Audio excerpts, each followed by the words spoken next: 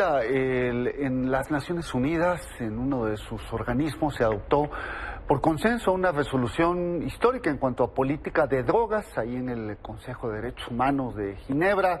Así que, para hablar más de estos temas, le pedimos a la especialista en política de drogas, Sara Schnapp, que nos acompañara y le agradecemos. Sara, buenas tardes.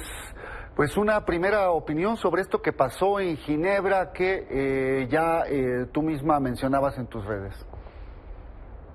Sí, exacto. Esto es una resolución en el Consejo de Derechos Humanos que casi nunca se toca el tema de drogas dentro del Consejo de Derechos Humanos. Suele ser muy aislado la discusión en Viena, en la Comisión de Estupefacientes y la Oficina de Drogas y Delito. Entonces, de que el Consejo de Derechos Humanos aborda el tema y que adopta esta resolución por consenso, porque hubo ahí la amenaza de llevarlo a un voto, pues ya demuestra que sí hay ciertos consensos que permiten avanzar en esto. Y yo diría es interesante porque México el papel que juega en estos espacios multilaterales suele ser un papel muy progresista. Suele ser esta resolución, lo que resaltamos de esta resolución es que reconoce los derechos humanos, reconoce los objetivos de desarrollo sostenible, reconoce los pueblos originarios y su consumo tradicional, ancestral,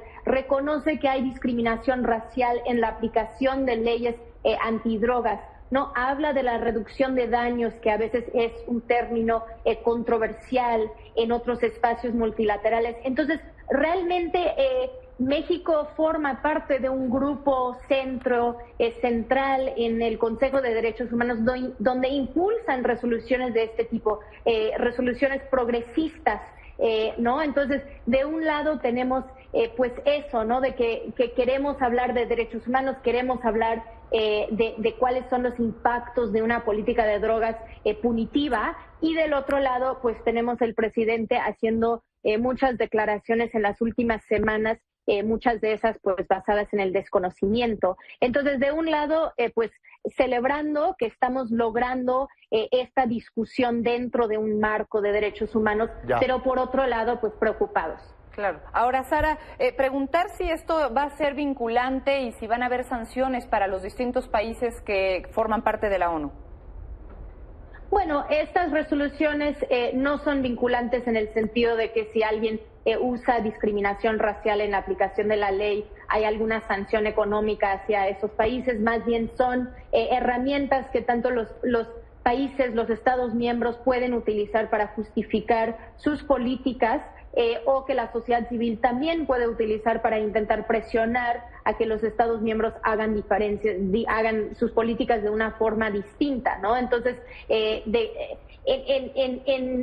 la diplomacia suele ser más matizada las opiniones que se pueden tomar y las posturas, y pues utilizamos lo que podemos ver, pero es una evolución lenta, ¿no? Que vemos desarrollando en este escenario global, donde tienes en los mismos espacios un país como Suiza o Uruguay y un país como Irán o China, donde tienen leyes con pena de muerte, por ejemplo, por delitos de drogas. Sara, hay mucha polarización. Volviendo un poco a México, mientras se aprueba esto allá en Ginebra, aquí el presidente insiste en cuestionar, por ejemplo, el uso de la marihuana en Estados Unidos, y si bien estamos en medio de una crisis por el fentanilo, eso, ¿cómo lo lees tú?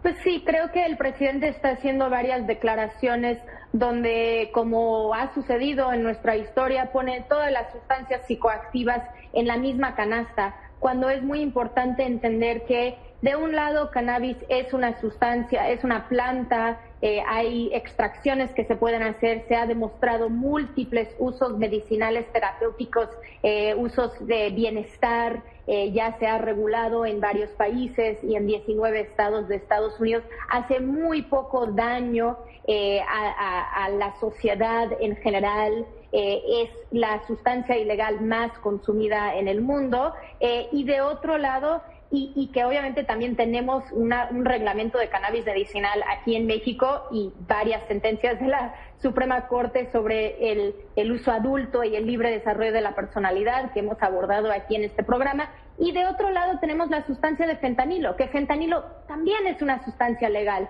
y es una sustancia que se utiliza para aliviar el dolor cuando una persona tiene, por ejemplo, cáncer y está muriendo. Y nosotros en México vivimos una crisis de dolor donde literal no hay acceso a estos medicamentos cuando una persona está en las últimas fases de su vida. Entonces, prohibir eso para uso medicinal no hace ningún sentido. Ahora, sí hay un mercado ilegal de fentanilo que ha sustituido o adulterado el mercado de heroína, que es un problema en Estados Unidos. Hay una crisis de sobredosis en Estados Unidos y México tradicionalmente ha jugado un papel de abastecer la demanda que viene desde nuestro vecino al norte. Claro, pues estaremos entonces pendientes para ver cómo es que esto que se toma como resolución en la ONU viene a influir en nuestro país, en donde por un lado está la criminalización del uso de las drogas, pero también hay algunas iniciativas interesantes que lo que proponen es regular el uso de sustancias psicodélicas para los grupos indígenas, así que